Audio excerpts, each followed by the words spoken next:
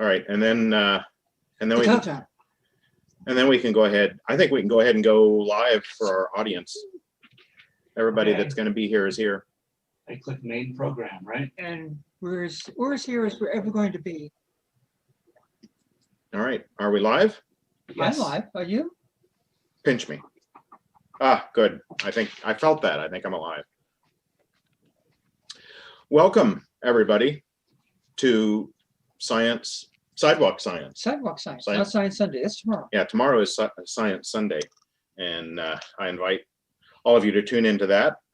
It is also sponsored by the Prairie State Humanists, who help sponsor this series.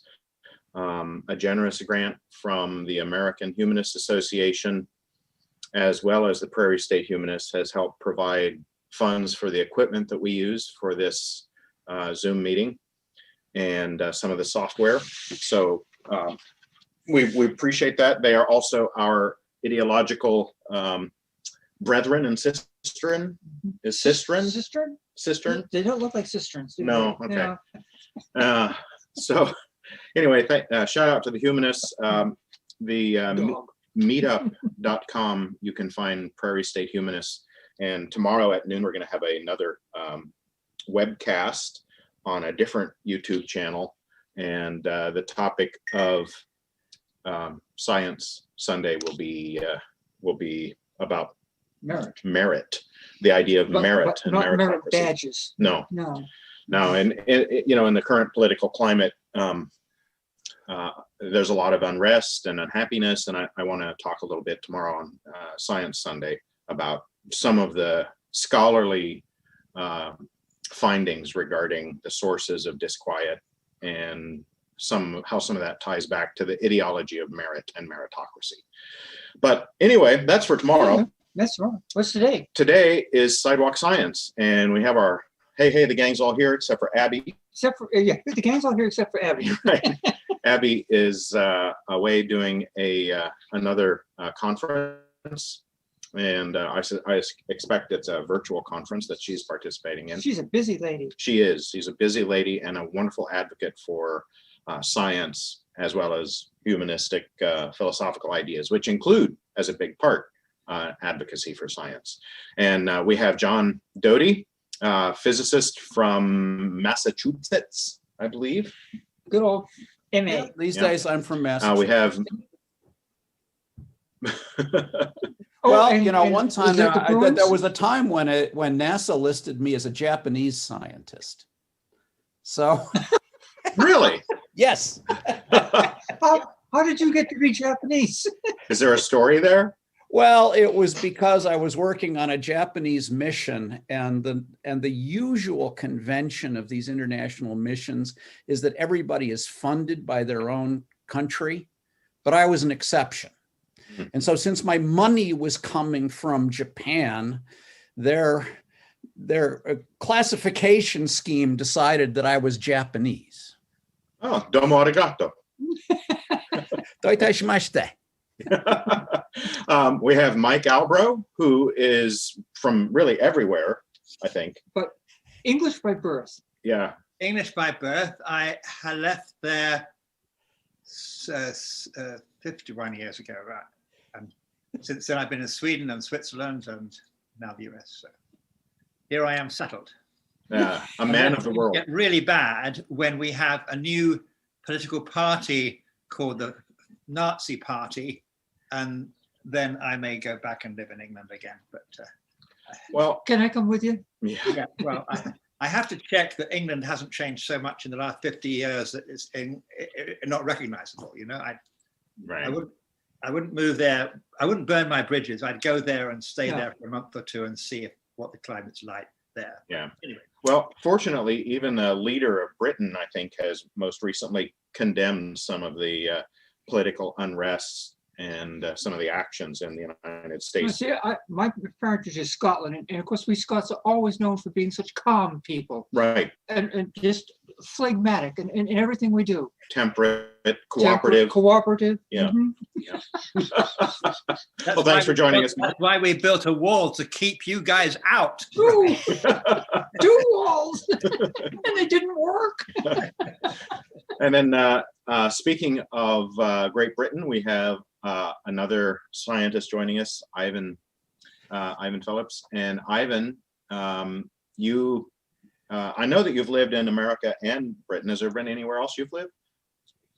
No, just UK and United States. I've been here 30 years. Excellent. That's a good start. Yeah. Yeah, for me, it's 30 years this year. So that would be my 30th anniversary of moving to the US this year. Excellent. And then Joanne Reed, my Born and raised Yank. longtime friend, collaborator, and fellow science advocate. And silly person. Well, I wasn't going to talk about that. Yeah. And then I'm Scott Thompson. I'm a co-host of the Humanist Science Sunday programs that I mentioned, and also one of the panelists and hosts of this show. So, Sidewalk Science. What do we talk about today? Let's see. I'm going to ask the man upstairs, who is my husband. His name is Dave. I'm going to ask Dave, who is watching us on YouTube now, I believe, if there are any questions to get us started today. And if not, we can start off. We'll launch into our own. Yeah, we can launch into our own. So, Dave, if you got any questions from our audience, feel free to pass those along. And also, those of you watching online, you will see that there's a link that shows up on YouTube, and you can go to that link and join our chat either via video or audio to ask a question in person. So, without further ado, I wanted to bring up a topic that was really interesting to me, and that is the oldest known human painting made by humans was recently uncovered in Indonesia. Of all places. Yeah. I mean, we talk about the centers of humans as being Africa and then the Middle East and even India, but Indonesia. Right. Apparently the first artist known in the world was from Indonesia.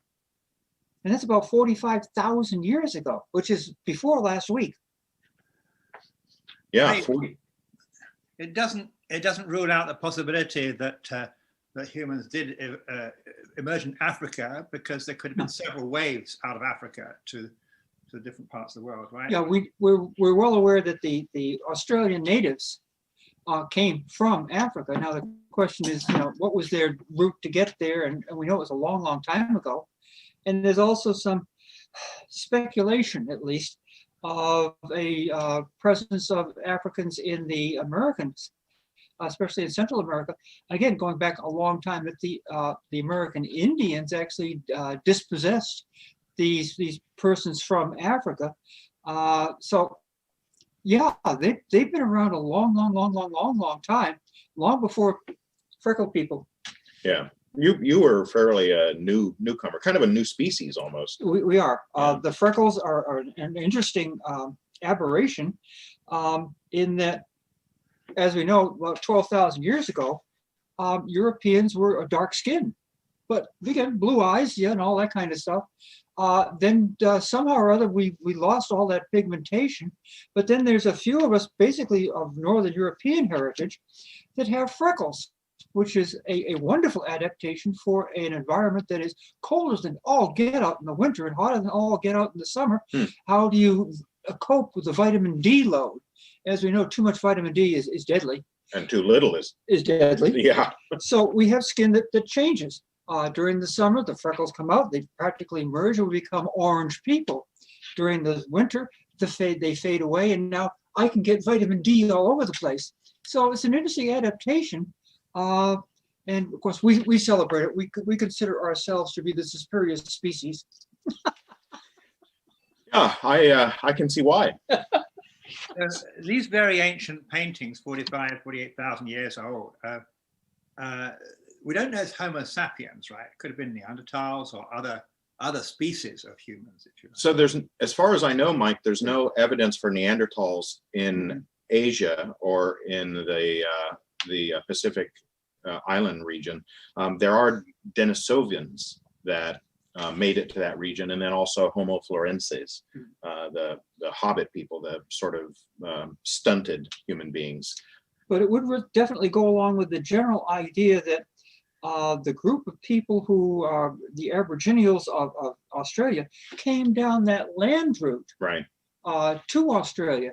And that would, again, be a confirmatory piece of evidence for that particular hypothesis. And even if they traveled by boat, I don't recall, I'm sure I've read information about this, but I just don't recall whether at that time there was a direct land bridge to the body of the continent of Asia, or whether there were it was an archipelago by that time. But even if it was an archipelago, travel over short distances, island hopping via boat would have been eminently possible.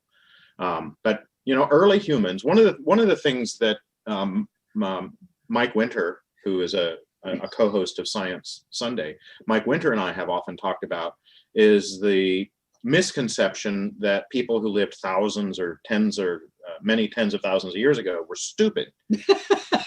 Far from it. We've got these Hollywood pictures from the 40s and 50s and whatnot that portray, the troglodytic humans that grunt and growl and whatnot. But human beings in our current physiological form, including our intellectual forms and gifts, are largely unchanged for about the past 150,000 years. So people have been people for a very long time, including all of our capacity for technological innovation and creativity, as this artwork, which I believe is a boar. It's a boar, big pig, wild pig, looking at other wild pigs. That was Darwin, by the way. Yeah. So my understanding of the evolution of Homo sapiens is that maybe sometime, and I know that these theories are in flux as they discover new evidence, but perhaps 90,000 years ago, that there was a change that allowed us to build technology in ways that we could not have done before, and that perhaps it was our ability to use language got a boost in some way, so that we could create plans and talk about the future in ways that we couldn't before. But it seems that it's not a question of brain size, for example. So there were ancestors before the advent of Homo sapiens had brains as large as ours. So it's not just a matter of brain size. Well, there is that gene that we've been working with that appears to be a single genetic change that allows us to be as intelligent as we are. And when it was put into a mouse, we had smart mice. And again, we look at the differentiation between ourselves and, let's say, bonobo or a chimpanzee, and we find that there is that one genetic difference between us in the brains. And we speculate, at least, that has a lot to do with our brain size, especially the frontal lobe, and our ability to do all these things with language, with planning, with technologies, and that kind of stuff. What do I know, right? But remember, the Neanderthals actually had bigger brains than us. And there's also quite a bit of evidence that they were quite clever. So, we can say that there's something that that caused us to ultimately be the ones who survived through the last few tens of thousands of years. But maybe it's just some cultural thing. We really don't know what it is. It might be completely accidental. Stephen Jay Gould, the great evolutionist, was always talking about how much the accidents of history influence evolution as well as adaptation. And if you've read any of the rather difficult evolutionary dynamics books that have come out recently, the math is quite tricky, but accidents have a very large role in evolution, much larger than neo-Darwinism suggests. I think it's completely misleading to think about brain size as being an actual parameter, right? I mean, it's more maybe the complexity, the interconnections, the number of neurons and so on, because, you know, dogs are pretty smart. Even birds have got very small brains, but they're pretty smart. It's not so much, and yet probably, I guess elephants and whales have much bigger brains than humans, but and they're smart in different ways, but they're not that much smarter. So it's not so much brain size, surely. But an interesting question is whether, we'll never know, but never know. If you could take, by time travel, a baby from 50,000 years ago, a newborn baby, and bring that baby into our present culture and bring it up as your child, would you be able to, would it be very different or not? I mean, Great question. You know, one of the things I've read, Mike, is that some evolutionary psychologists think it's plausible that violence has been essentially bred out of the human race over the past thousands of years. Not completely, obviously. Violence is not. I was thinking back to last week in Washington, D.C. I'm going, no. Yeah. But our ability to live peacefully together in communities of humans that aren't directly related, that there may have been some evolutionary, I'm going to use the word pressure, that's a fairly common word, but as a physicist, I think that, you know, I'm a little uncomfortable using that in the context of evolution. But anyway, evolutionary pressure to get rid of freeloaders and violent people and whatnot, that they might have been ostracized, might not have been able to reproduce as effectively and whatnot. So there's some speculation that's at least intriguing about how over the course of many thousands of years, human, as it became more of a settled species rather than wandering bands, that we also might have selected for less violent members of our communities. well, I think it's certainly true. I mean, I just read a very interesting book called Humankind. Now I'm trying to think of the author, Humankind. And he argues that actually, you know, we are generally a cooperative kind species where that's a dominant thing. Now we have, you have competition and collaboration between people, between groups, okay? And they're in some sort of a competition with each other, but collaboration has had to be dominant thing because we've, you know, at least among people in a tribe or family and so on, and we have evolved to be generally, I mean, most people are actually kind. I mean, the news comes from the fringe, the violent fringe, if you like. Right. Yep. It's You know, the people who talk about this theory note that we've bred the violence largely out of many of our domestic animals. So dogs are not wolves and cattle are not oryx and things like that. And they note that we've applied the same pressures to ourselves. So we have been, in effect, domesticating ourselves as well as domesticating other animals. Right. Really, thank you, John. That was a really great point of drawing an analogy between what we've done with animals. Another interesting thing about that article that you sent us about the cave painting had to do with the dating. Oh yeah, tell us a little bit about that.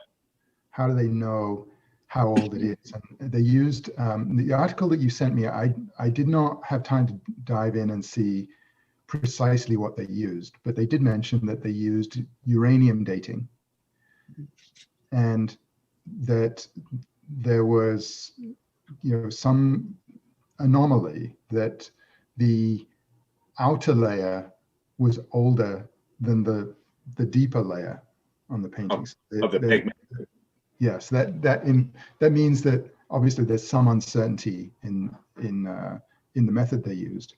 But I was interested to see, okay, well, I'm familiar with radiocarbon dating, but I wasn't familiar with uranium dating. So these isotope dating methods are very interesting because they're based on okay, well, one, isotope, a radioactive isotope will decay into another element. So if you know that, for example, there should be no thorium in this material when it's formed, and after it has formed, you find that there is thorium there, then that thorium came from the radioactive decay of uranium. And if I'm remembering correctly, when you have carbonates that form, like in these caves, they're formed with by water, and thorium is not water soluble, but uranium is. So the thorium would wash over the material, whereas the uranium could actually be deposited. And so you know that when this substance forms, there shouldn't be any thorium in it. So all the thorium that you do find in it is there because of the decay of uranium. But it's just an interesting. Right. Yeah, go ahead. Why couldn't they use carbon dating on these paintings? Oh, great question. Great question. The half-life of carbon, I bet somebody in our audience knows. I see that Mike Winter has joined us, maybe to ask a question. But I think, Mike, you also know off the top of your head the half-life of carbon-14, don't you? It's like 6,000 years. Yeah, I was thinking it was a little bit more, but I'm not sure. I can check it out and get back to you. 5,700 years. 5,700. Ivan. Yeah. There we go. Yeah. 6,000. I looked it up. So, thank you. So, I'm a bit long for that. But I've So never with- heard about uranium dating actually on other, I mean, how much calibration is there on other things that we can, like more recent things that we can date with carbon dating and with uranium dating to cross-calibrate it? So Yeah, one of the ways they use our uranium dating a lot is with zircon crystals. Mhm. So zircon often forms alongside granite from volcanic deposits, and as soon as the magma cools, a lot of the elements crystallize. Well, when zircon crystallizes, it excludes or expels lead. So lead and zircon don't get along well chemically, but zircon and uranium are pretty chummy. So zircon crystals can, and in nature do, form with trace amounts of uranium in them. But over time, long periods of time, that uranium decays, and some of it through radioactive fission becomes lead. So this zircon crystal that would not have had any lead in it when it formed, after it solidifies, it ends up with little trace amounts of lead in it. And by measuring the amount of lead compared to the amount of uranium left in the crystal, they can figure out how long that uranium has been decaying. And that is a way to get a kind of atomic clock, or a radioisotope dating, as Ivan was saying. But each radioisotope, every radioactive element that exists in nature, has a very specific half-life. And during this half-life, if you wait around watching a kilogram of uranium after 5,700 years, That's carbon, 14. what did I say something? You said uranium. Uranium, I'm sorry. Yeah, carbon. You sit around watching a kilogram of carbon after 5,700 years, half of it will have turned into, I believe, nitrogen. And I'll be clear that you're talking about carbon 14. Yes, Right. so carbon Not 12, 14. not 13, Carbon just 12 14. is stable, right? Carbon 12 is absolutely stable. Very. Right. Yeah, carbon 14, thank you. And so, but if you wait 3 or 4 half-lives, by that time, the amount of carbon 14 that you still have is minuscule. And so the effective date range of any particular isotope used in dating can go if I remember correctly, something like 5 to 7 times the half-life period before it becomes very unreliable. Yeah, we get up about 20, 25,000 years, but that's pushing it. Yeah, for carbon. The 10,000, 15,000, we could do that. But 30,000. Yeah. Again, the problem is, what's the original amount of 14? Obviously, the 14 is coming from the fact that we have a lot of sunlight hitting our atmosphere. Our atmosphere is nitrogen. The sunlight hitting it just knocks things around, and then suddenly nitrogen becomes carbon 14. We breathe it in, it becomes part of us. So yes, It's not sunlight, it's cosmic rays. Yeah, well, yeah. It's not, they're not coming from the sun. I was being super simple. And by the way, so I may be segueing into a different topic here, but when we're talking about carbon and nitrogen and isotopes, then you may have read also in the news recently that the Cno Cycle of energy generation in the sun has been just found, I would say. Yeah, verified. Yeah, I mean, it was back in the 1930s that it was laid, the Cno cycle, by which 4 hydrogen atoms combined to form helium, plus a couple of neutrinos, plus a couple of, was worked out. And this is supposed to be the dominant mechanism in heavier stars, but in the sun, it's a very small level, compared with deuterium fusion, which is a dominant thing. So that is a piece of news, actually. And the Cno cycle is a really interesting one because it involves nuclear reactions that generate energy without any radioactivity or radioactive substances or neutron emission. So here's one that has been a bee in my bonnet for a long time, because there's this reaction that takes place in this cycle, which is hydrogen, simple proton, plus nitrogen 15 isotope, which is not rare, it's 0.5% or so of natural matter. Goes for carbon 12 plus helium 4 plus 5 million electron volts of energy coming out for 1 million volts of kinetic energy going in. So it's an energy booster. And I got quite excited about this because it's a nuclear reaction that gives energy with no radioactivity, limitless fuels, basically air and water, because nitrogen from air, hydrogen from water. So I got quite excited about this. I actually did some work with an accelerator physicist to design an accelerator that could do this reaction on a benchtop with a cyclotron and permanent magnets and so on. Now, I'm still wondering about patenting this, but the actual upshot was that it's very inefficient because when you put this 1 MeV proton into nitrogen, it loses energy rapidly by ionization and scattering. And so it gets off resonance and you lose this big cross section for doing this. So then we sort of put it on the back burner and said, but in fact, it still could be interesting in the following sense. You can make this device, it's a sort of tabletop cyclotron, and you take 100, let's say a megawatt out of the wall plug, and most of it goes into heat, but you get a boost of a few % of nuclear energy from this reaction. So it's like a superheater, where you gain a few % of energy compared with the wall plug power you're taking out. And I thought, well, forget it because we have the heating from gas and oil and so on much more efficiently.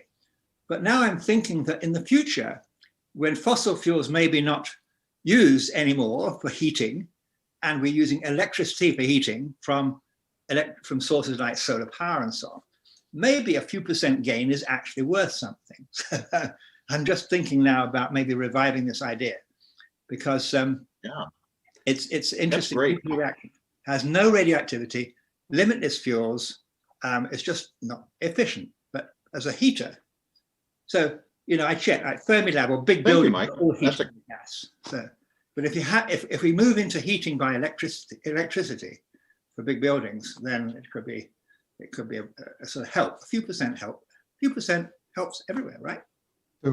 So Mike, if you created this and such a way that you could sustain that reaction, are there any other nuclear reactions that you would inadvertently trigger that do produce radiation? That's interesting. Let's see, I've got to think about that, because you're saying I've got this device now and I've got these protons coming in. Am I going to generate any radioactivity by the other reactions, the side reactions? Very good question. I got to check that out because I hadn't really considered that. I can tell you that in the control room at the Mass General Hospital cyclotron, while the shielding is sufficient to stop the protons, we do see nuclear events in the control room when we're testing hardware there. And I think they're probably neutrons that are generated by such side reactions. Before we move too far away from our cave paintings, I know that we have moved away from it, but we did get we got a question online that I want to refer back to, and then we want to see if Mike Winter, who has joined us, has a question as well. So Les from online asked a question: is there evidence that the human brain has been shrinking? I know that the volume of a Neanderthal skull cranium suggests that the Neanderthal brain on average was larger than the human brain. But ours has always been this big. Yeah, I think I might remember vaguely reading an article about Paleolithic humans, you know, from tens of thousands, maybe 100,000 years ago, might have had slightly bigger brains, but I'm not confident enough in that to say that it is definitely something I read. In recorded history, no. No, not in recorded No. history. So yeah. we can go back 10,000 years and say, yeah, same thing. Yeah. So no, the human brain, I don't think has been changing significantly. There may be, you know, there may be other studies that have looked specifically at like the Broca's area and a few other specialized regions of the brain involved in for example, language, and trying to track the change in the size of that part of the brain. Oddly, over time. one of the biggest variations in human brains occurs at puberty. Just before puberty, your brain reaches its maximum size, and whatever that's going to be. At puberty, we go through a process where large numbers, a sizable number, perhaps 2, sometimes 3% of the brain is culled. It disappears. It's blown away, and all the cells are now myelinated, which is the white brain, not the gray brain. And this is actually brings up an interesting topic, that the myelinated cells in your You want to explain brain, what myelination is? it's a protein. It's white. It's on the surface, so Yeah, it it's on the increases surface, the But conductivity it of neurons. increases the speed at which the electrons, neurons are transmitting from one to the other by a factor of more than 100. So although we lose mass, we gain all these marvelous things. So one of the things that every human has gone through, especially if you've had children, is that sometime around the year of 13 or 14, your children lose their brains. They become absolutely stupid. They go off on tangents and no one understands it. Well, they lose it. They've lost their brain, literally, and they're rebuilding a brain. And this is just a normal factor. So when you say that your 13-year-old has just gone off the rails, yes. And does it take 5 to 10 years for the brain to rebuild? Yes. Yes, that's exactly it. That's why we say you're not grown up until you're like 20, 25. Well, the prefrontal cortex, which is involved in planning everything and decision making and whatnot, there's evidence that doesn't fully develop until your mid-20s, Yeah.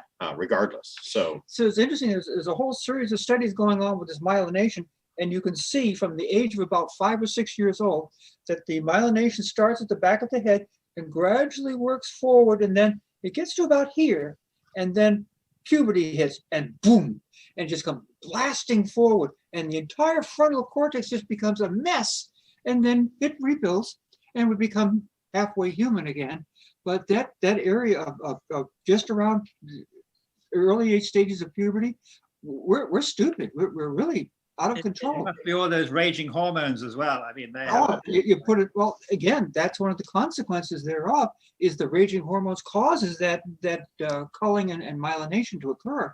And You're scaring me now, Joanne. I feel like I'm not looking forward to puberty anymore, personally. You missed it, Mike. Joining us, Mike, did you? Sorry, we've gone off on a gone couple of silly. tangents on for a few minutes. But did you have a specific question or contribution that you wanted to provide? No, I was just jumping in. I was watching you from the beginning on the regular Humanist channel, and then I saw I could maybe go onto the Science Chat channel and just kind of chat once in a while when I wanted to too. So Dave was kind and put me in. I recommend that to anybody else that wants to participate as well too. But no, it's interesting topics. I know I was thinking, and Mike brought up a topic earlier about not the size of the brain, and I know in some of my looking into things about consciousness, there's the crow type of birds in Hawaii that can solve problems and analyze situations, unlock locks and so on with a very small bird brain. I think that there's even some corvids or crows that have learned to adapt to the patterns of humans and recognize specific human faces as well. There's some speculation that crows in general, corvids, are the smartest animals after humans and other primates.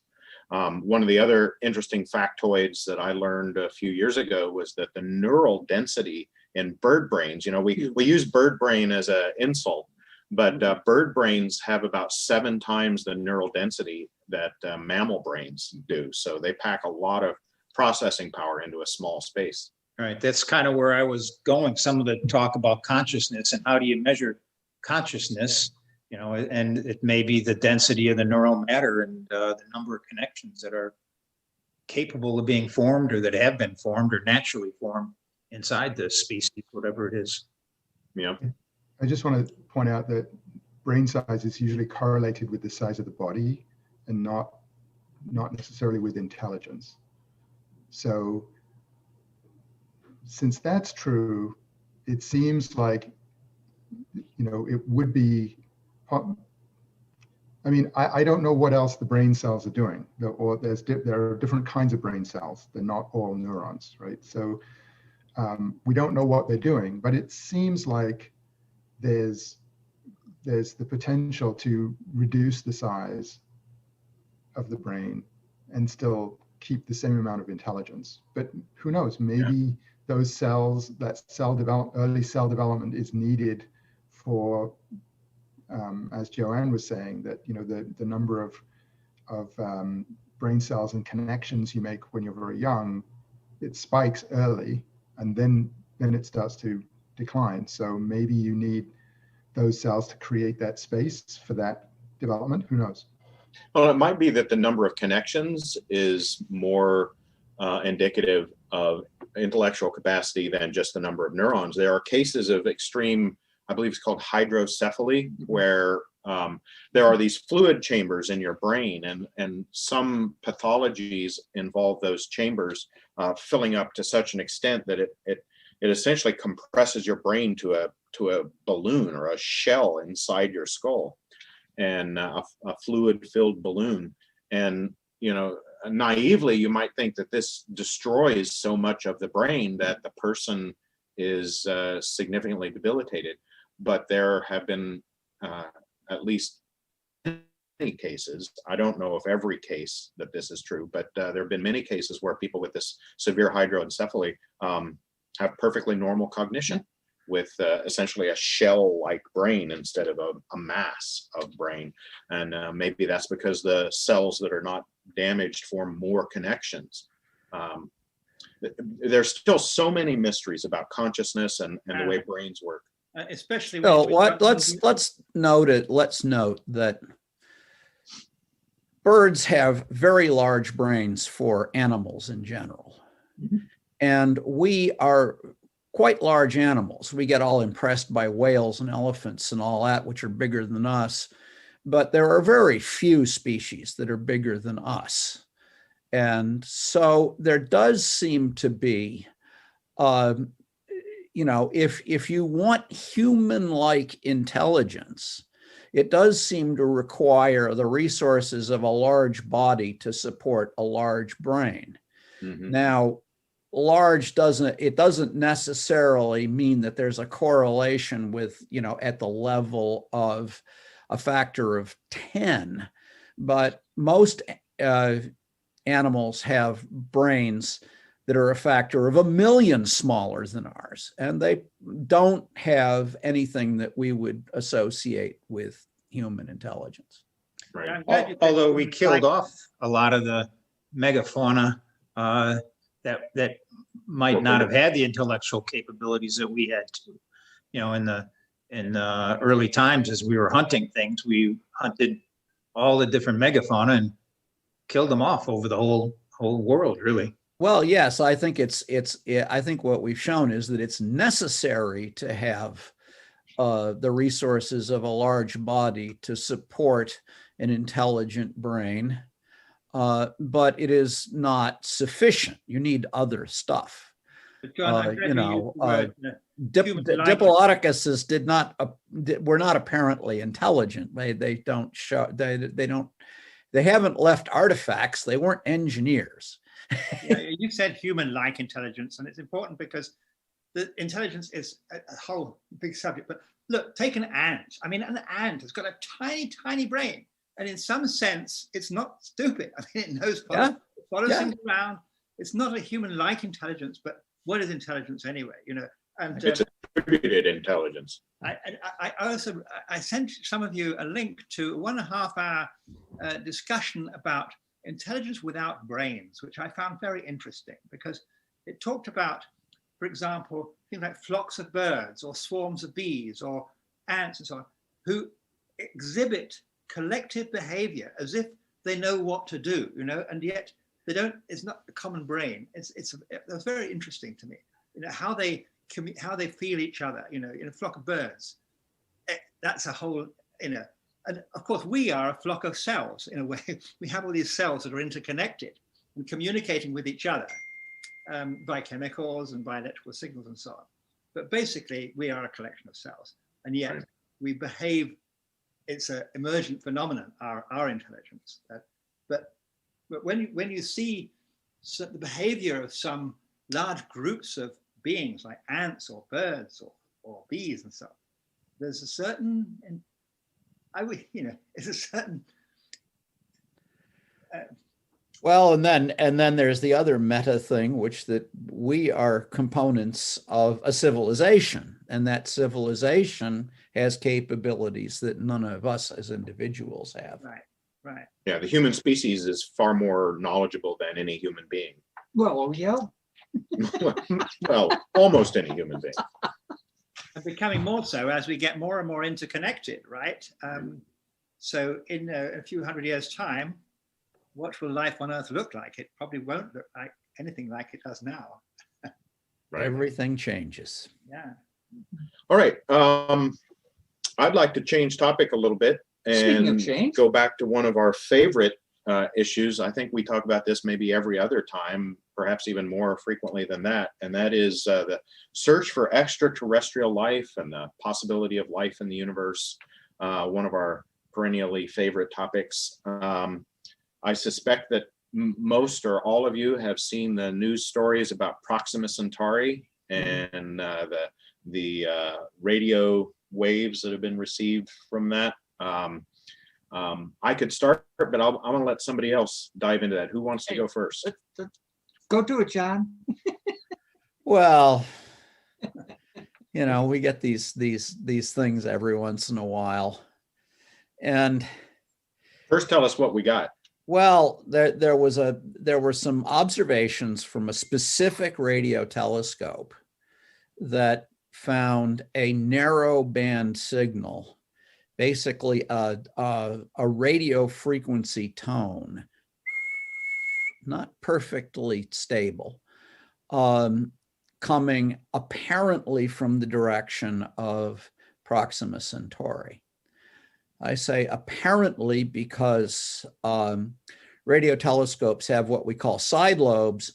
And so you point the telescope up there, and it has a little bit of response to various other places over there and over there and over there. So one of the tests they tried was they pointed the telescope off the source and it went away, but all that really proves, it doesn't actually prove that it came from Proxima Centauri. What it proves is that it came from somewhere where if they moved the telescope, they moved the lobe off it. So it's a, you know, it's a really unreproduced result. It's almost certainly just some contamination from some laptop that wasn't well shielded or something like that. There have been previous cases where it was the microwave oven at the observatory, you know. Could it be a geosynchronous satellite? Probably not, because geosynchronous satellites move against the sky. You know, geosynchronous satellite goes around the sky once a day. Okay, right. So probably not. It's probably something on the Earth. So, And, you know, one of the things was that it's a frequency that's not commonly used by terrestrial communications. But on the other hand, you know, it could be, you know, something malfunctioning. There are billions of electronic devices in the world, and it might have been that one of them was near the observatory and producing the signal, which is what I would think. so John, I mean, But you Yeah. follow it up. That's, you know, that's what you do, because every once in a while, one of these crazy things turns out to be a real discovery. yeah, but John, look, I think, you know, before this thing hits the press, it should be reproduced by an independent survey and peer-reviewed, which apparently this was not. I mean, It was not. so, I mean, it's just not worth spending any time on at all, I think, you know, I mean, except as a learning lesson. Don't believe something you see in a newspaper, because they like to publish things, Right. crazy things like that. But, you know, it's just, I mean, it's, you know, people get into all sorts of trouble. I don't know who the people were who said they'd seen this signal or whatever, but, you know, you lose a reputation if you get something out there and it just turns out to be, you know, we had this story about neutrinos traveling faster than the speed of light. It was very embarrassing, you know, because the spokespeople went out to the press with it before it had been properly checked, and they found that it was a cable malfunction, you know? Yeah, well, but part of the problem is that if you find something weird like this, you're trying to get the resources to follow it up, because every once in a while, such a weird thing occurs, and it happens to be a real discovery. But John, So you've got to talk about it with people in order to free up the resources. But no, you talk to colleagues who have other radio telescopes, check this out, we think we've seen it. You don't go to the press, okay, until... Yeah, well, it leaks out and the press gets interested, and they come around, and yeah, it doesn't do any good not to talk to them. I think it does bad for science, actually. It's a bad thing. Come out with these things. It does cause people to misunderstand what's going on, but on the other hand, to me, it's part of the normal process. Out at the cutting edge, you're usually wrong. Yeah. Well, That's why I call it the bleeding edge, not the cutting edge. The bleeding edge, yes. Out at the bleeding edge, you're usually I wrong. really think that the people who, I mean, you know, it is not good, but science, we have to keep science a reputation that if science says this, peer reviewed, it's agreed, I mean, you know, then it's reliable. You can believe it. And it's so important that people do believe verified scientific results. So I think we have to educate people that there's bleeding edge stuff and there are verified results. And there's also, you know, there's a continuum in between. And you really, you know, it's all important, because the bleeding edge result is probably wrong, but it might be right. And you never find out unless you follow it up. Well, wasn't it true that when you get to the vaccines for the coronavirus, that started going pretty fast into publicity, and they had a lot of people talking about all the results of the Pfizer and Moderna vaccines before they really had all the phase 3 testing done and things like that. There was a lot being done to just facing the facts of today. Whoever can get out there a little bit earlier has a big monetary reward coming their way if they can play it right. But it's Look, always if you in my field, if you want to watch all the crazy stuff going on, just subscribe to the ATELs, the astronomers' telegrams, because these are things where we're just saying, hey, I saw something crazy over there. Why don't you go look at it? You know, we do this all the time. And there's a purpose for doing it too, right? The purpose that's right. is to be the first one to see something. Well, and we're increasingly working with transient phenomena where if you don't jump on it right away, you don't see it. Yeah. In the field of astronomy, I mean, there's a lot of amateur work there, and amateurs can discover things like comets and so on. Amateurs can do good astronomy work. But like, I'm in particle physics. Now, I've seen bad particle physics results coming out, you know, but it's shameful, and you lose a lot of reputation if you do something like that. And well, one of the points that I think is worthy of making in a broader context and would possibly be helpful for our audience is that, you know, science progresses through fits and starts, and sometimes false starts and dead ends, wild speculations that turn out not to be verified, observations that can't be reproduced. You know, at the level of the textbooks that you receive in primary school and college, you typically are covering science that has been well vetted, reproduced, and agreed upon for perhaps a century, give or take.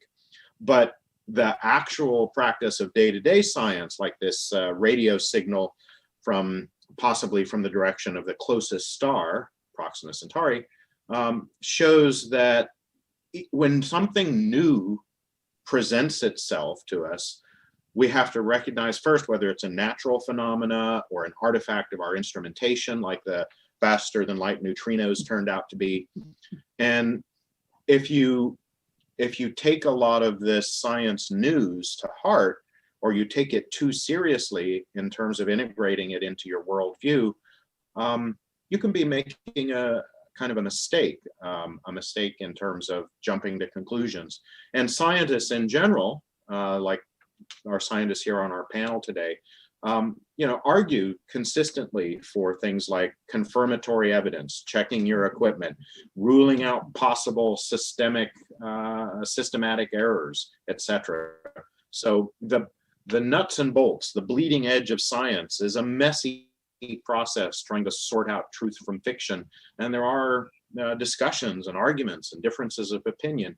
And if the press gets interjected into those arguments, I could see both sides of the issue. It's good to show kind of how the sausage is made, to sort of take science off of its you know, pedestal as in terms of an infallible and always perfect methodology, always discovering new things with certainty. There's value in saying that science is a human endeavor that has to deal with error and whatnot.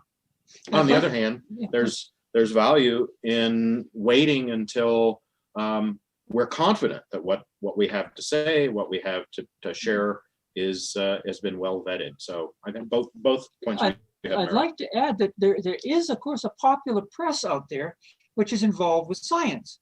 And we have all these wonderful science magazines which are out there specifically for the layperson to get involved, to understand.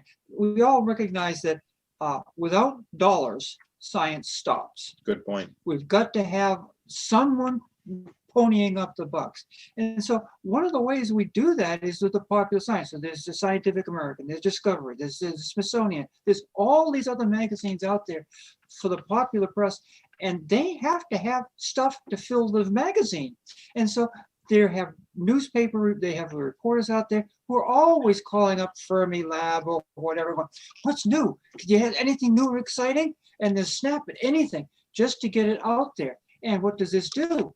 This causes other people to begin to look at the real science. and begin to ask questions. Now, does this mean that there are nuts out there that are going to say, well, it's a new Martian, or there's life on Venus, or whatever? Yeah, and I think that speculation basically is good because it builds interest, it builds money. And you've mentioned several serious science magazines like Science of America and Discovery and so on. I can ask John, I didn't look into this particular claim that there's a signal from Proxima Centauri. Who made that claim? Was it published in popular press or in any serious scientific journal or not? I have not seen it in a serious scientific journal. I think I saw it in Science News, which is one of these popular things. The other comment I would make is that it's hard to control this stuff. My friends at LIGO were able to control the news of their first discovery for several months because they were the only game in town. And so they had the luxury of being able to take the data that only they could look at and really check it out and all that. And they did leak it to a few of their friends like me, but they did not publicize it. And so it wasn't publicized to the world until they chose. But in a lot of scientific endeavors, you are talking to other people. And in particular, if you're interested in these varying phenomena in the sky, things that, you know, a black hole merger happens and then it's over. And there's no particular point in going, or there wasn't back then a particular point in going to look for it.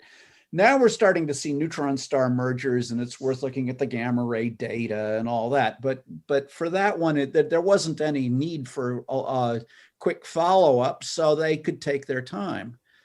But and there was no other observatory that could provide corroborating evidence, right? Like you said. Well, yes, that's right. For us, on the assumption, which proved to be reasonable, that it was a black hole merger, and on the assumption that we understand what happens with those, there was no other observatory that could provide follow-up. But hang on, it was observed by two. The first big black hole merger was seen by two detectors, right? Yes. Yes, and they don't believe anything where they only see with one detector. So. Yeah, right. And now, you know, I mean, and the two detectors were part of the same project, and so it was a unified thing. It's like binoculars, you know. You want to use both eyes at the same time to be able to. But you know, I mean, I would with both the top quark discovery at Fermilab and the Higgs discovery at CERN, it wasn't until two independent projects saw the same signal, you know, that it was really claimed as a discovery. Okay, I mean, you know, the top quark, we in CDF thought we had good evidence for it in '94, but it wasn't 5 standard deviations; it was like 3. You know, it's yeah. But only a year later, when the other experiment said we see it too, then we both claimed that we did discover. I've seen a few 3 sigma pulsars in the sky. Yeah, they disappeared. But the pulsar is a good example, John, because, you know, when that was first, the signal is a good example. You know, they kept, it was not, you know, it was. Billion. Green men? Was it little green men? No, it turned out. That's why you had to follow up on the crazy discoveries. Yeah, but it didn't get in the press until they'd followed it up and proved to their satisfaction that it was a real signal, right? Well, that was a case where they could verify it with their own resources, and that didn't really need the help of anybody else. But increasingly, that's not how the world works. But John, this present signal from Proxima Centauri, couldn't they who saw it have followed up and done more tests and shown that it must be real? I mean, they could have, but maybe the problem is that they could have, but some of the tests that Burnell and Bell, Burnell, and Hewish did are not accessible to them. One of the things that convinced the pulsar discoverers that they were seeing something astronomical was that they were seeing the dispersion in the signal due to the interstellar medium, but you can't do that with a monochromatic signal. I said, I do too, but I just don't know what that is. And she said, well, And Uh-oh. we each got dinner from Mike, you need to mute, Mike. favorite restaurants. And Let me get Dave to mute that. Okay. Anyway. You know, in this case where it's a monochromatic, where it's just a carrier wave, if you like, there's no way to tell whether there's interstellar dispersion involved, and so you can't, it's the one of the things that tells you whether it's on the Earth or whether it's in the sky is absent from this signal. But if it's on a planet, it should have shown a Doppler shift as the thing moves around the star, right? Or it should have been. Yes. Well, yeah, but they only saw it for a brief amount of time, and it was moving in frequency a little, but then technological stuff moves around in frequency. You know, the oscillators aren't perfect, and So the finding actually says that they ruled out the possibility that it came from the planet circling Proxima Centauri because it did not show the Doppler shift that would be expected from the orbiting planet. Okay. And this is Scientific American, by the way, which we feel is moderately. oh yeah, okay. reliable. And then the other interesting thing is that the signal was not detected by a research institution. It was detected by the Breakthrough Listen project, which is a privately funded project specifically set up to look for extraterrestrial signals that could be signs of intelligent life in the universe. Yeah, well, that's a research institution. Right. Yeah, I think that I'm calling them not a research institution. I'm doing some work for the SETI Institute, although it's not actually search for extraterrestrial intelligence. Okay. It's planetary geology, but they've sort of branched out into other things. Yeah. I meant that it wasn't like a university or government funded institute. It was specifically people looking. This is an unfair caricature, but it's a group that's looking for little green men. Yeah. And so when they find a potential candidate, they understandably get pretty excited about it. And they're going to call everyone else in the network and go, oh, I saw a thingy. Yeah. And sooner or later, someone's going to say, well, I also work for a newspaper and I'm part of this group, so I'm going to write up in my newspaper. But again, this article is Scientific American, which we have to say that's a fairly reliable source. Yeah. Try doing gamma ray bursts where you're trying to get the data out in seconds. Well, it's like and a lot of the stuff that you publish is wrong because you're getting the data out in seconds. It's like this thing that's coming around every 157 days. And there's a pulsar that comes around and it appears every 157 days. It goes, hello, and then it's gone. And then 157 days later, it comes back, goes, hello, and it's gone. And at first it was, what the heck? Well, now it's occurred 3 times. So we begin to go, it's a something. Yeah. What is it? We don't know, but it's yeah. I mean, 157 days. They have an observation. It's interesting to understand what caused the observation, without talking about the green man, but what was it? Figure it out. Was it something in your lab? Was it a microwave left on or something like that? But one should follow up these things. But to go out and get into the press about maybe we've discovered a civilization on a nearby planet. I mean, that's not what they said. So they have been fairly conservative with their language. The article that I've read, articles that I've read about it say that they have, for whatever through whatever justification, they have ruled out that it is a terrestrial signal. They've also ruled out that it's coming from a planet orbiting Proxima Centauri, and the other thing about the signal is it is so essentially monochromatic, one single frequency, that it contains no information. It's not a carrier wave for an FM broadcast or anything like that, like in the movie Contact, where a radio signal had a lot of information sort of buried in it. There's no other information in this signal. Yeah, and I don't believe that they've actually ruled out that it's terrestrial. I think that's essentially impossible. So Yeah. you're saying, John, that maybe they move the telescope off axis and then a lobe moves off where it Yeah, was. sure. is what you're thinking. Absolutely. That can happen. Yeah.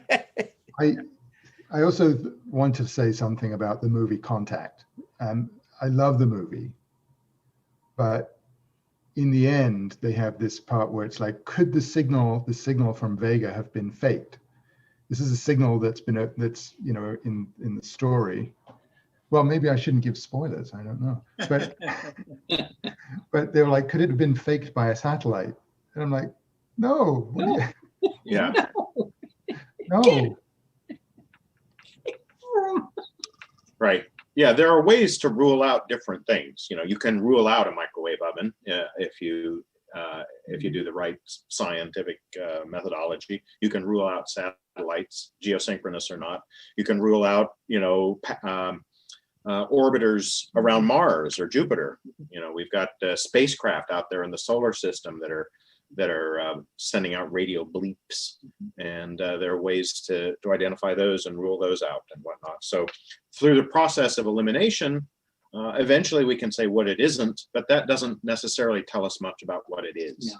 Yeah, Scott, I'd like to pick up on yours talking about spacecraft going out there, because this month, and February rather, we have 3 Mars spacecraft arriving, right? Wow. It's one from, Chinese one, a UAR one, an American one, but they're all international in some sense. But and a lot of their missions is looking for signs that there was or is life on Mars of some sort,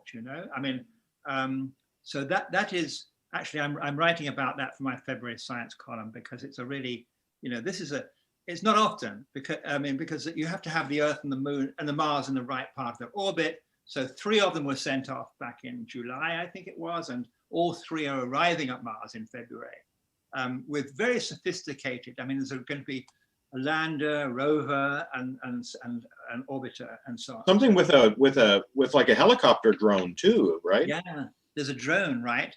So this is interesting because, of course, the Martian atmosphere is very feeble, but still, it's like the atmosphere at 35,000 feet above the Earth. It's feeble, but they've got this drone or helicopter, they call it, which will fly around taking pictures and scouting out possible paths for the rover to move along where it's not going to fall in a hole or something like that. So anyway, rotors whose tips are spinning at transonic speeds in order to. I wondered about that. How do they create lift in such a rarefied atmosphere? It must be. they're long You rotors. make the rotors spin really fast, and you have plenty of rotor surface area versus mass of the drone. Wow. It doesn't go high. It stays, within 50 feet of the ground or something like that. It doesn't go far, but still, it's really interesting to have a drone. They call it helicopter, but it's really a drone, isn't it? But right. Yeah. So let's hope they land safely. Yeah. And then today they're testing the moon rocket. There's a new moon rocket that's in development, and I believe they plan for this summer. 4 o'clock this afternoon. Yeah, this summer they're planning to launch one of those new. Is it called the Orion capsule? They want to have an unmanned Orion capsule fly around the moon and come back this summer, powered by this new rocket.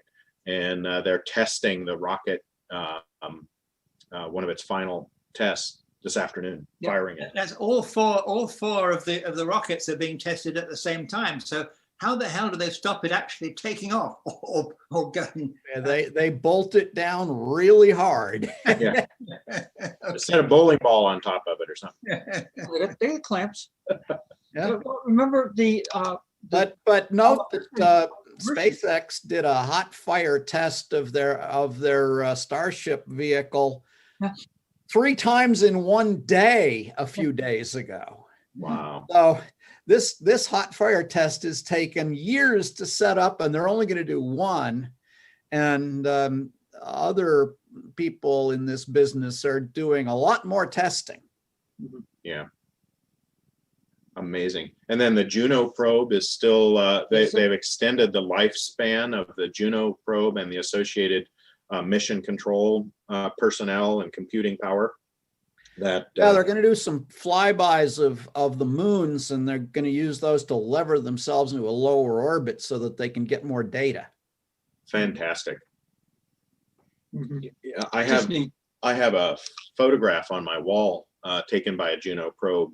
You know, you can freely download really high resolution images of NASA photographs, whether they're pictures of Jupiter and Mars or pictures of distant stellar nebulae and whatnot. And I've done that several times, and a couple times I've made artwork for my walls out of this. You can do this yourself. You don't have to, you know, go out and buy a pre-made poster. You can design your own. Do you all know Astronomy Picture of the Day, APOD? Oh yeah. Yeah, of course. I used to watch every morning the new picture, but I don't do it anymore. But it's a great site, actually. Great site.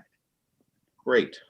Go, Right. go to the Chandra website with 20 years of X-ray astronomy images. And nearly all of those images are from photons that came through my measurement chains. Oh, cool. Wow. So I'm very proud of that site. Very cool. They stopped when they got there, John, right? So you killed those photons. I killed the CCDs killed the photons, and then I measured the charge left.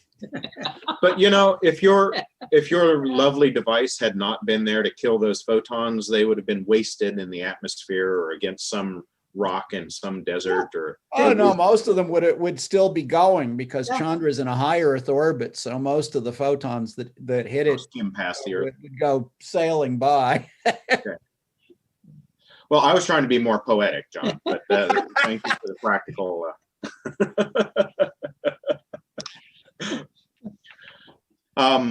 Let's see, what else do we have in terms of science news? Have any of you read any recent articles? Do we have any questions from outside actually to check? Or, Dave said there are 5 or 6 people that have tuned in live today, and so far I've read the only one question we have. If you are watching and you have a question about anything we've said so far, or any piece of science news you've seen, or even just a question about science in general, whether it's evolution or particle physics or astronomy, feel free to type in a question, and we'll be happy to give it the old college try, as it were. Yeah. Or So tell we you don't- that we if we don't have one, or while we're waiting for one, I'd like to celebrate the 200th anniversary of something that happened in 1821. Okay, Now, you may think it was the acquisition of Florida from Spain. absolutely. That was my first thought. No. Yeah, or Mexico becoming independent, whatever. But no, I think it was when Michael Faraday in the basement of the Royal Institution observed that he could turn an electric current into a moving rod. Okay, that was the beginning of electrical motor. Okay, in 1821. And then, of course, he went on to also do the dynamo, which was turning motion into electricity. Now, that particular thing that he did in the basement of the Royal Institution has changed civilization far more than any political thing that happened to be going on at the time. So I'm celebrating that. Look at motors. We can do motors with electricity. Yes. Yeah. And last year, actually, it was 2019, I was down in the basement of the Royal Institution.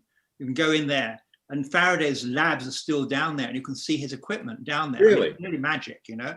And when I was a kid, well, Faraday gave lectures to children. He thought, you know, children should have. So he had Christmas lectures. And when I was a teenager, I was lucky enough to go to 3 of them, 3 years running. To these Wow. lectures. And I'm sitting in the institution where Faraday, 100 years earlier, gave lectures to kids about the unification of forces, which was for him electricity, magnetism, and gravity. Okay, now we know nuclear. But it's just amazing, you know. So I've now got this great book about Faraday, A Life of Discovery. I mean, he was maybe the greatest experimenter of the 19th century. But he didn't have maths. I mean, he left school at 14.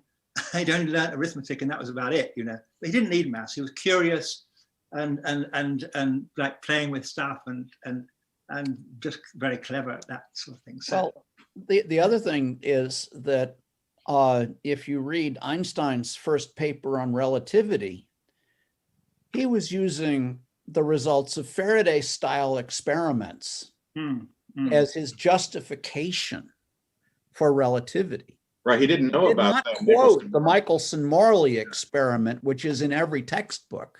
He was talking about what happens when you move a coil next to a magnet versus what happens when you move a magnet next to a coil. and I saw in the Royal Institute of Faraday's notes about speculating about gravity and electricity and were they connected somehow. And of course, this was Einstein's dream for the last decades of his life. You know, now we still haven't got that connection, but Still haven't gotten there. dream. Okay, but yeah. Amazing stuff. And I know that some very notable scientists and mathematicians continue the tradition of doing the Christmas lectures. Richard Dawkins has given a Christmas lecture, I believe. Carl Sagan gave a Christmas lecture. Many other prominent. Well, I also, you were commenting about going there and there's this sense, there's this feeling, and you go, oh, wow, it's marvelous. I get that feeling every time I go to Fermilab. Oh, wow. We're very close to Fermilab. So we get out there they used to have lectures and they're there all the time. And we would go out there on a Wednesday afternoon and go to Fermilab. And you walk up there, and I'm sorry, every time my mouth drops open and I go, wow. What a cool place. And I go into a lecture and there's this world famous person talking about something. Yeah. And I'm sitting there with some of the most eminent scientists in the world, and we're all going, oh, that's interesting. Wow. And you stop afterwards, and many times we've talked afterwards and go, oh, wow. And it's just, there's a sense of going of awe. Almost religious. Almost religious experience. For several years, I was chair of the colloquium committee. And when I saw some great thing, I could invite people, and 95% of them would agree to come and give a colloquium, and then you get to take. That was great. Can I share my screen? Am I allowed to do that? I don't think. No. Wait, hang on just a second. We have to warn Dave. Oh. So apparently, when you and this is a good news or a good note for our audience to be aware of as well. Whenever we try to share our screen, it sends our screen capture program into kind of a tailspin. So let's not. Yeah, Dave says give him a minute. He'll go over to the computer that's being used to capture this, and he'll get it set up. And we'll let you know when you can share your screen, Mike. Okay. Otherwise, it gets really tacky. Yeah, well, you just get a black screen. The viewers just see nothing but a full color image of a black hole. Yeah. Full color in black and white's enough, right? But which is the inverse of the polar bear in a snowstorm. Right. Speaking of black holes, while Dave gets that set up, I did see some news recently about the oldest quasar that had been detected, forming something like 500 million years after the Big Bang. And one of the big unsolved mysteries in science is how the heck do you get a gigantic black hole, which we believe powers quasars? How the heck do you get a giant black hole so soon, so quickly after the Big Bang? And there's all kinds of speculations we could talk about, but nobody really has a good answer to that. Because every single person who has a really good idea, there are three of them out there going, no, but right. then no, because that doesn't work over here. And you go, oh, but it's physically it exists. So it had to come somehow. And you go, yes. Yeah. Yes. I got into gamma ray burst astronomy when there were more hypotheses about what they were than there were observed bursts. Yeah, fantastic. So John, about that, I remember way back a lot of talk about optical flashes in the sky, where were visible to the naked eye if you happen to be looking, a flash. Yes. Like what happened with that? Are they still? Are they the real? They exist. They are real, and the ones that my group at MIT was involved in tracking these things down, and most of them are glints off space debris. Oh, wow. Okay, interesting. Mike, Now, there are optical flashes due to gamma ray bursts, but none have been observed that a human eye could see. Now, some of them have been pretty darn close. So if they're, you know, maybe there are some that we haven't detected that we just weren't looking in the right place, and maybe some were seen by human eyes. But the vast bulk of these things is glints off space debris. Dave says that you can go ahead and share your screen, Mike. Okay, this is going back to my Royal Institution children's lectures, and I'm just showing off here a little bit. But if you can, let's see if I get to this. Tried that desktop. Actually, I've got an. I'm not sure if I can do this. Share. Oh, I've got to allow it. Well, now that we're all set up for you, you're gonna say no, we can't do that. Maybe. It's a big disappointment. Maybe. Tens of thousands of viewers are going to be here going, "How are these people?" They're scientists, aren't they? Yes. I'll try That again. doesn't mean you know- I'm sorry, Dave. Okay, maybe it worked. Okay, here's. Can you see this? There it is. Well, this. Here. I was at the Royal Institution, and the photographer came and took a picture of us kids. That's me on third right there. Yeah. December 30th, 1959. I was looking at Cloud Chamber, and Yes.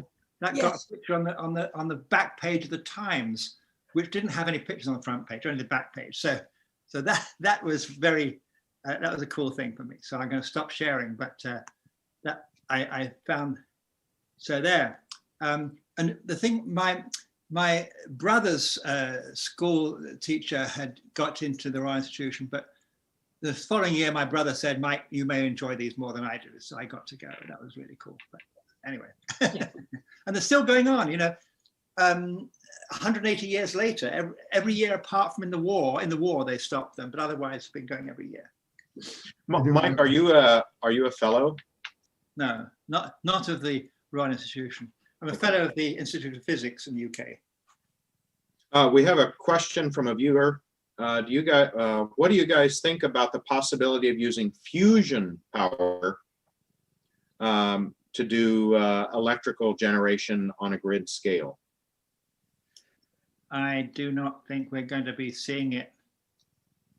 We are, well, no. I mean, we use it from the sun, of course. That's a safe distance away, 93 million miles. But, you know, there's so far, and personally, so there's some technical issues. For example, if you're using DT fusion, deuterium-tritium fusion, to make a nuclear power, every reaction emits a neutron, and those neutrons are going to hit the walls of your vessel and damage it.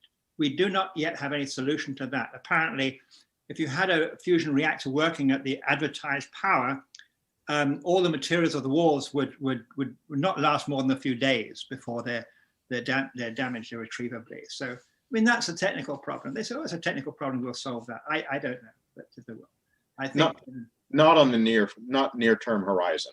Yeah. not in the next. I don't think so. I don't think so. And right. The I mean, containment fields are enormous. There's just so many technical problems. It's a wonderful idea, but that's why stars exist.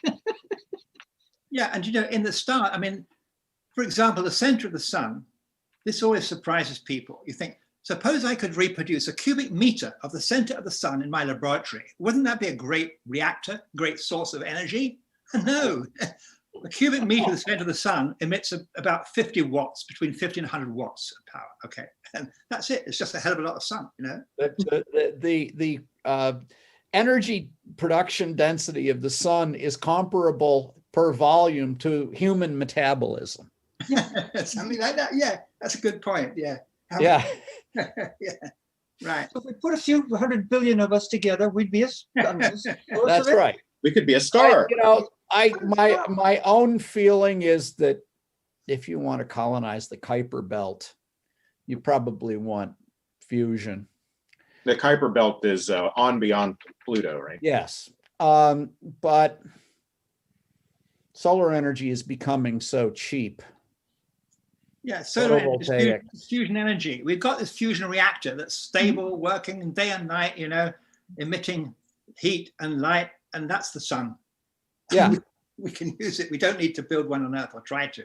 Yeah. So what if, we're getting so good at harvesting the energy of the sun and turning it into high quality usable energy that there is it's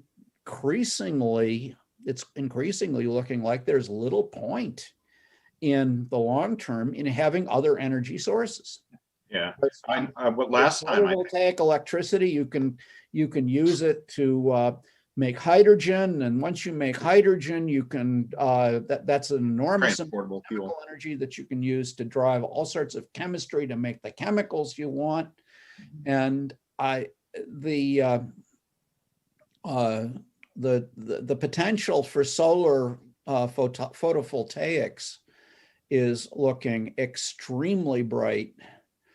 And the Pun only intended. difficulty is that the energy goes away when the sun goes down. But the other thing that's coming on that is becoming extremely good and extremely cheap is batteries. Yeah. And the two of them, now you got the two halves. Right. Now you got the two halves. Yeah.